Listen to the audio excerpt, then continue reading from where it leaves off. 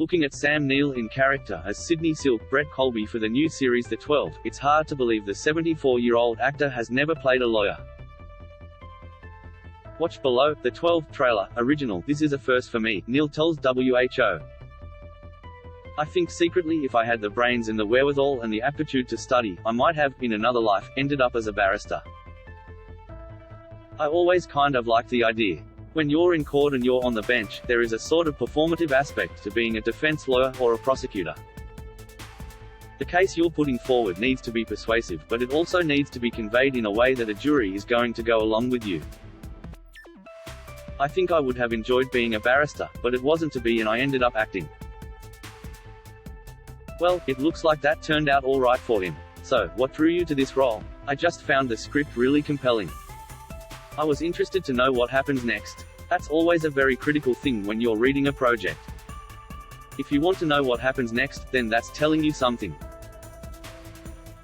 I read up to about episode 6 and signed on. I thought, I don't want to know what happens in the end, because you don't in life, and I thought it much more interesting to just play it as someone who just doesn't know what the story is.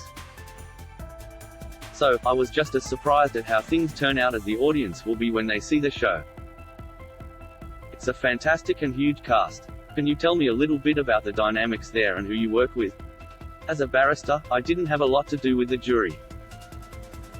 They are mostly sitting there listening to me and nodding or shaking their heads, depending on how well I'm doing. But there's some really interesting people in there. There's a young Aboriginal actor in there called Gnarly Shaw, someone you could keep an eye on. He's terrific. My main work was with Kate Mulvaney, who I think is just extraordinary. She's very, very talented, and a great writer and wonderful actor. My main work was locking horns with Marta, Dusseldorp, which was a great deal of fun. You've been away from home, your winery, 2 paddocks, and your beloved pig for a while now. It's been such a weird couple of years. I thought I'd be able to shoot the show here and go home for a week or 2 at a time. But it got so complicated with quarantines and everything else, it did keep me away. Prior to that I did a film in Italy and another film on the Gold Coast, and Jurassic, so I've been very lucky unlike most actors who've been doing it really tough these past couple of years. I was lucky enough to have a lot of work and it's been a very productive 2 years for me. That's an unusual story these days.